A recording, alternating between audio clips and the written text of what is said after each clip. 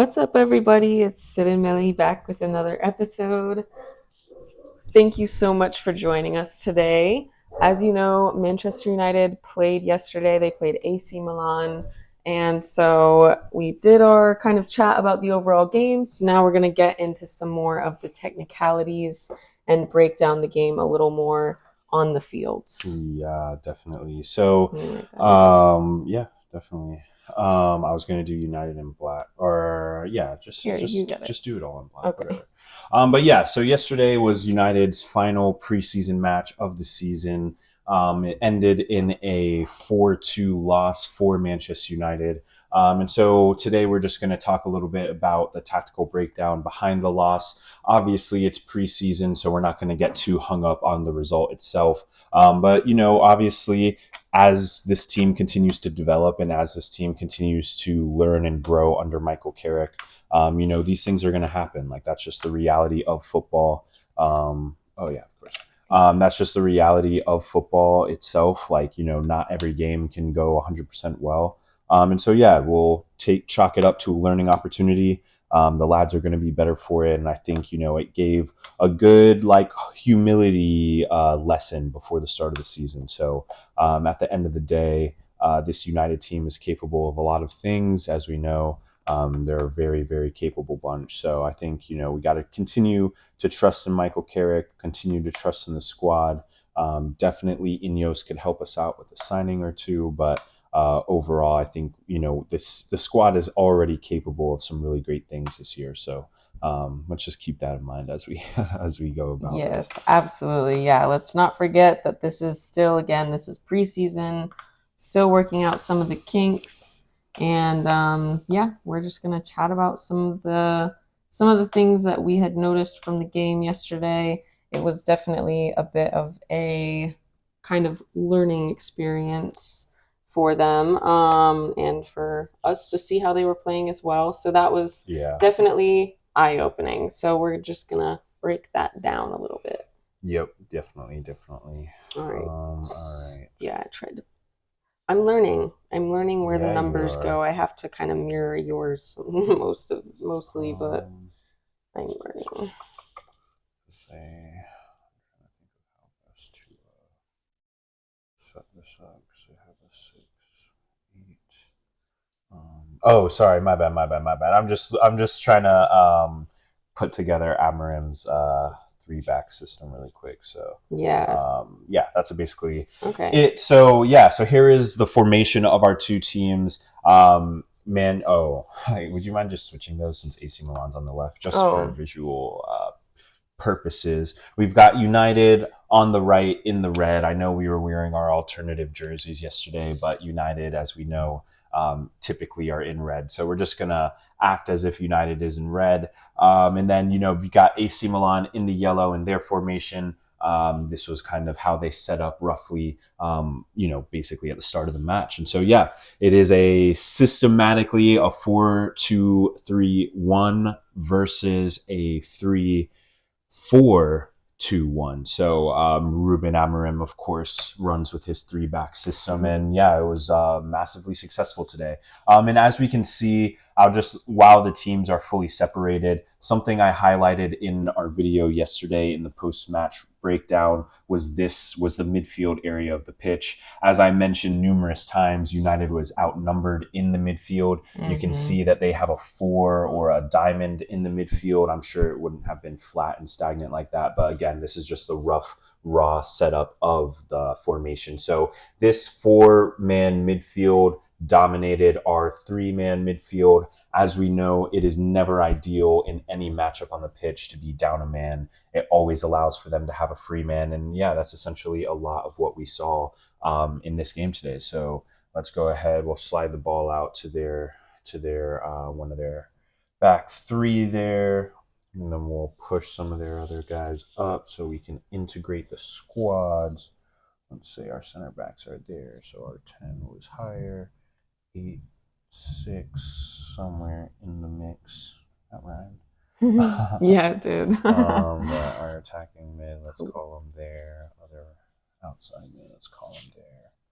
Say our outside backs are there, our center backs are occupied. So let's call this like a raw setup that we saw throughout the match. This would be obviously an example of when AC Milan is starting their build. So when they were at have the ball at the back. As we know in this match, Manchester United did not have a ton of the ball. It was the first time we've seen our Manchester United team, spend large portions of the game without the ball. And you could see that it really disrupted the momentum in which we were trying to play. But again, so here is the rough midfield three that they were playing with. So again, it not ideal for our midfielders. We had guys trying to mark up, but because of the overload, they always had a free guy that they could play into. And even when we tried to press and tried to go to this guy, it was impossible to get to all of them. And then when we would press, they would just go to the other free guy and then whip it out wide. And that was how they were switching the point of attack so many times through United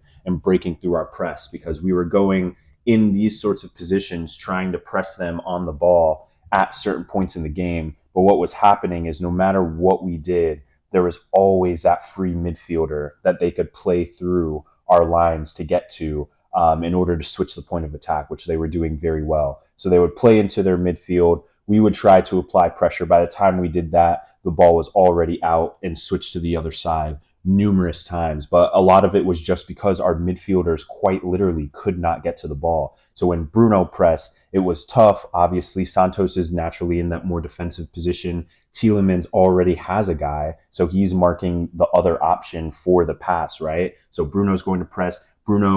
Tielemans is trying to block this pass because this guy is also dangerous. Meanwhile, their six is hanging out on his own. We had Mazraoui at times in this kind of like hole, being aware of this guy who could potentially run in behind, but also trying to also maybe cheat inside a little bit to get to their other midfielder. But again, what they were able to do very successfully through our midfield with their overload of 4 versus 3, they were able to play through quickly switch the point of attack. And while we were transitioning over, they had acres of space in these sorts of areas, in these wide areas. So that was one way they were hurting us. What's up? Talk to me. Okay, well, I had a question because Yeah. before you were mentioning about how they would always have one person free in the midfield, Yeah. but that presumably means that United also had a player who wasn't really mixed in with the play. I saw you didn't really mention this person at all. So, like, what Right. was the Yeah. free person on United's team? Like, what were Well, they doing, or what should they have done? right. Well, yeah. I mean, you make a good point. They did have an overload in the midfield, but not necessarily, impacting our center backs. But the one way they were moving our center backs is these attacking midfielders for them. So the guys that were playing underneath their number 9, they were really in these sorts of spaces. So it was really forcing our guys to be aware of them. And then they would show underneath as well as this guy. Okay. And so you can see, like, we were still very occupied in those sorts of positions because their other like forward pseudo attacking midfielders were showing into very dangerous positions, which was then allowing their number 9 to get into dangerous positions as well. But yeah, so that was a little bit of what happening. Loftus-Cheek is a former Chelsea lad. But he was able to get the ball at his feet in these sorts of spaces and run with the ball into space. And when he picked up the ball, he was on this side of the pitch for their third goal, I believe. But yeah, essentially, like, let's pretend this was Loftus-Cheek. They essentially worked the ball in this area, played out wide. We couldn't get anywhere close to him. They slipped in this ball, and Loftus-Cheek just outran Martinez and just went straight to goal and finish. But yeah, so their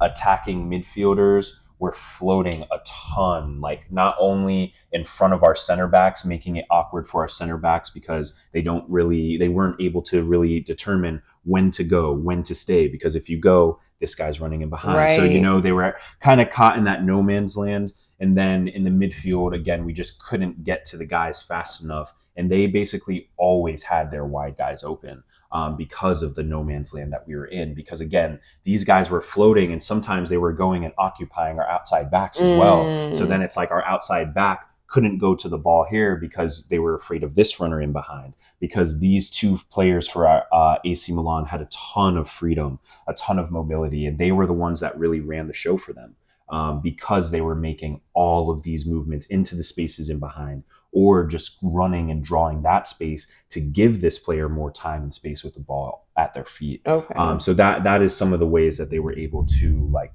break us down, while also preventing our center backs and outside backs from getting close to the players who are creating some of these dangerous movements. Okay, great. Well, that's super helpful. That makes Yeah. a lot of sense how they were kind of breaking United down and like playing, I guess, against their weaknesses, you know? Yeah, definitely. And, again, a large part of what I was calling for yesterday was, in these moments, could we have dropped Cunha into the midfield to try and occupy this space so that then Santos could make sure that this guy wasn't hurting us? That would have then given us four in the midfield as well. We would have obviously then had, Ahmad and Dorgu being our higher guys at that moment. Mm-hmm. But that could have helped us with the midfield overload, because then, Cunha could have prevented the six from being able to distribute the ball so well. Then we would have been more matched up in all of these places with Bruno, with Tielemans, and then with Santos. So I think that could have been one way to solve for it. And this would have dropped us into a more traditional 4-4-2, with a diamond shape in the midfield. But again, we know that our outside backs are capable of getting forward through Mazrari, through Luke Shaw, through Dallo when he's out there. And we also know Ahmad can do the work on the right mid, as well as Membo, Cunha, wherever, Rashford. It doesn't matter who it is. We know that our players can also do the wing work that is necessary when we are playing in this sort of formation, if we're playing with a diamond in the midfield. So that could have been one way to occupy it, to try and fix for it and try and account for it. But we didn't do that. So a lot of times, again, we were getting players, even our outside mids, we were getting drawn into the midfield to try and help us win the ball back. Mm-hmm. But again, that was leaving us exposed in some areas, because this guy was always free. So,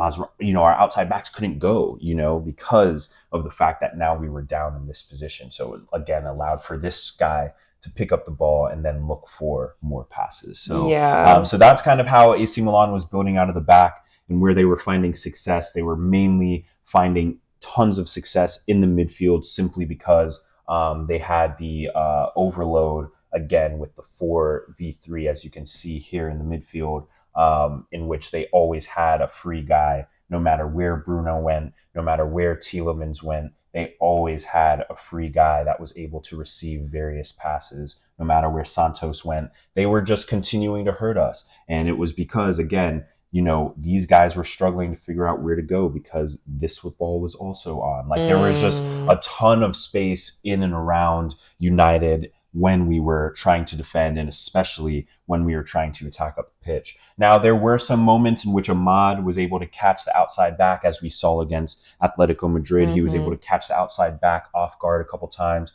He won us a corner one time. United obviously attacked early off the kickoff and scored direct from a corner, Right. which was great to see. And then, obviously AC Milan handed Dorgu a tap in when they passed him the ball. So we know that pressing with our front three was successful at times. There were times where we were able to win the ball by pressing their back three.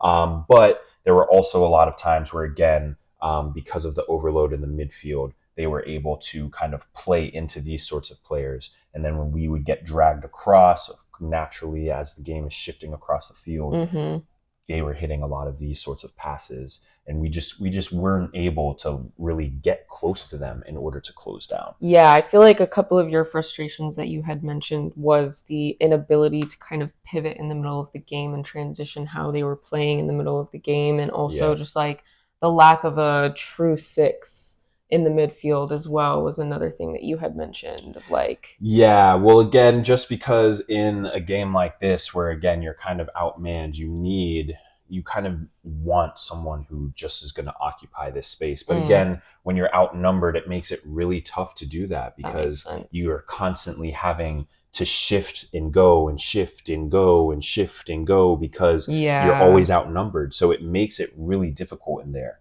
So, when my frustration with our midfield, it wasn't even directed at necessarily our players. It was more so just highlighting the fact that our formation was getting outplayed and we weren't adjusting in game to account for that. Right, because you said if Cunha had dropped a little bit, then that would have helped. Yeah, he would have essentially, we would have needed to, adjust our formation. So again, when you adjust your formation in game, you're kind of conceding the fact that the other team has caught you out a little bit. But again, I think that's okay. We can't have a rigid structure, right? Right. That's part of why Amorim failed at United, because his structure was very rigid and unchanging. And so with United, we know we've seen a lot of fluidity with our attacking players switching around and moving while they're in the attack. We've seen fluidity with our attacking players dropping in and these guys making runs in behind. We've seen those sorts of movement in our attack. So we know that our team can also be massively fluid, right?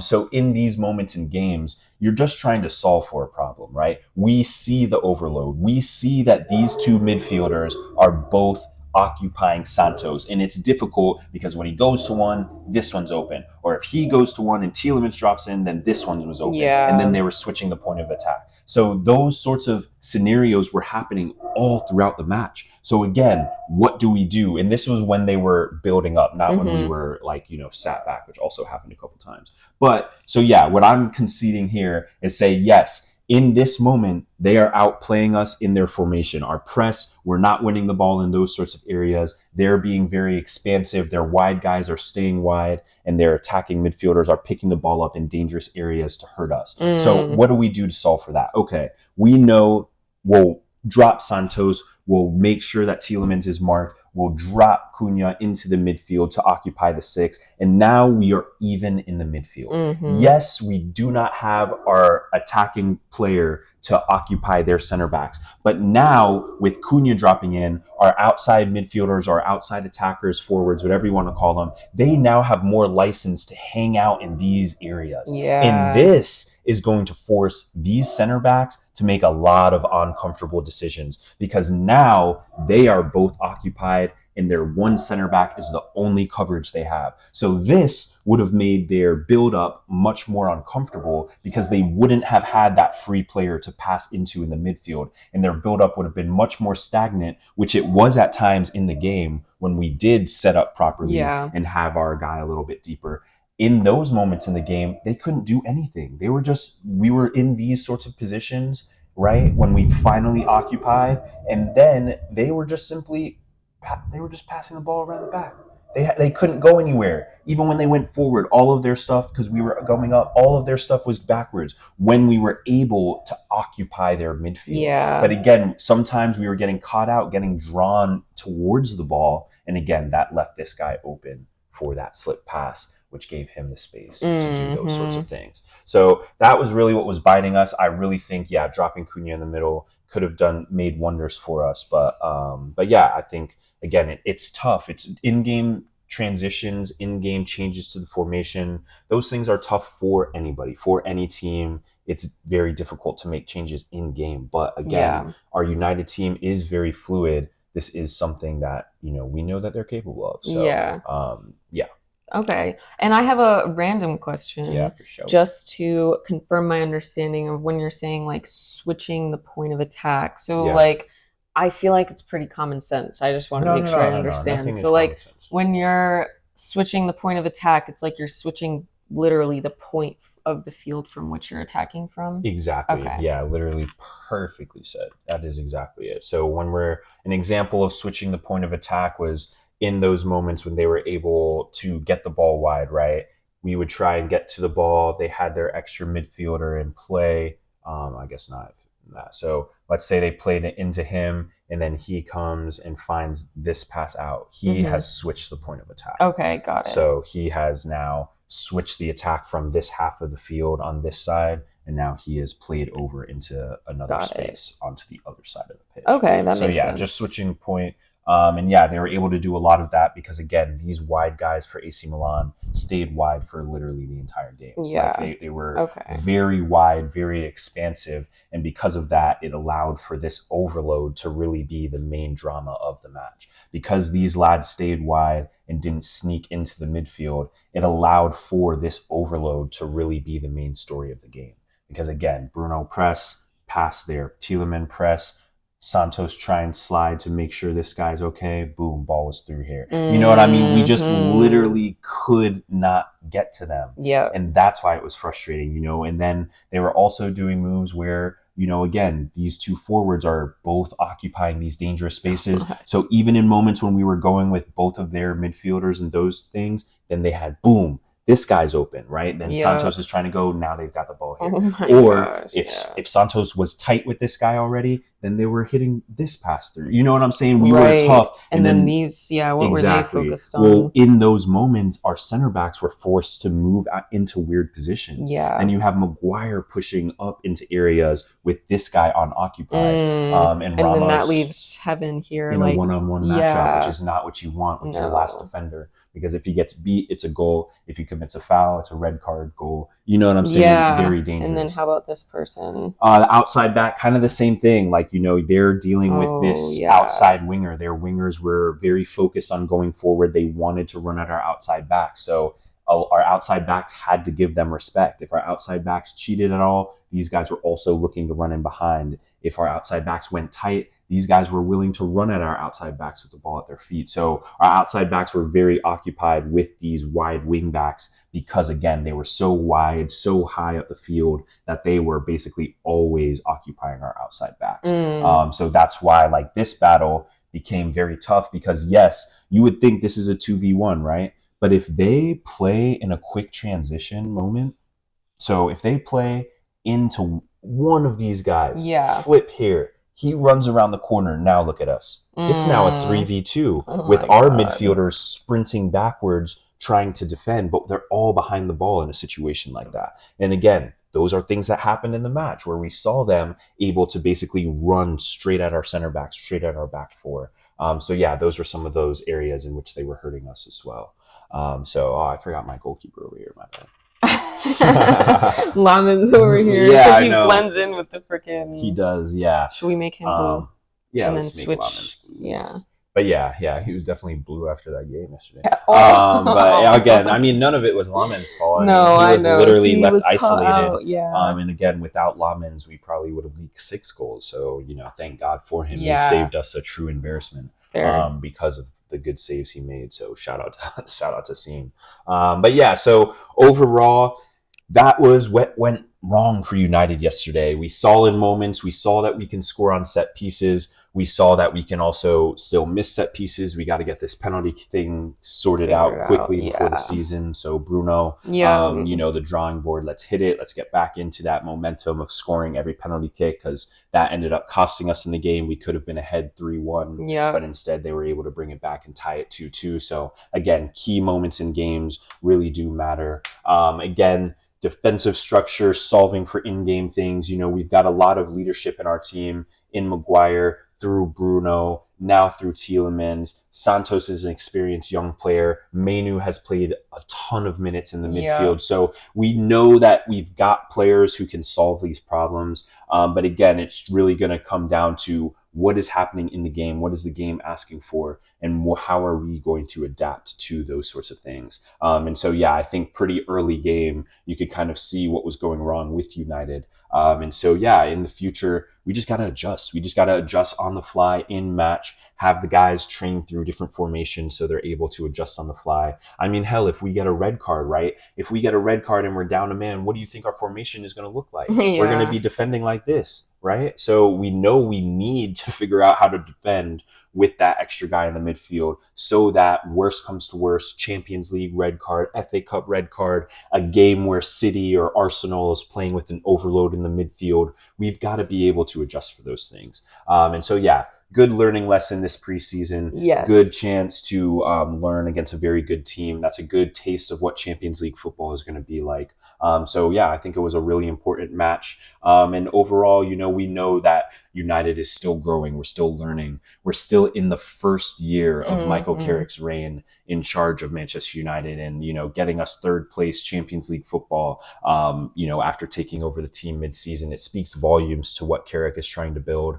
So we just need time. time. Just need time for Carrick to continue to execute his will, his vision on the team. They'll continue to learn from these moments, to continue to grow the plethora of knowledge and things that they have to be ready for the season. So again, it's going to be a very long season. We're looking at around 60 games for Manchester United. Wow. It's a ton. So again, they're going to have a lot of time to work these things out. But time is not infinite. The season starts next weekend. Whole city is coming up. So let's hope that we're ready. Let's hope that we're ready to dominate the game, get back in possession, and really punish teams from the get-go and go after and win this Premier League. Yeah. That's really all that matters. I'm excited. I'm excited for it. I'm excited. Yeah, it's almost time. So overall, not an ideal performance, but again, just preseason. It closed out with some humility, and I think that's also important when you're challenging after a Premier League title. You got to be humble in the process. So,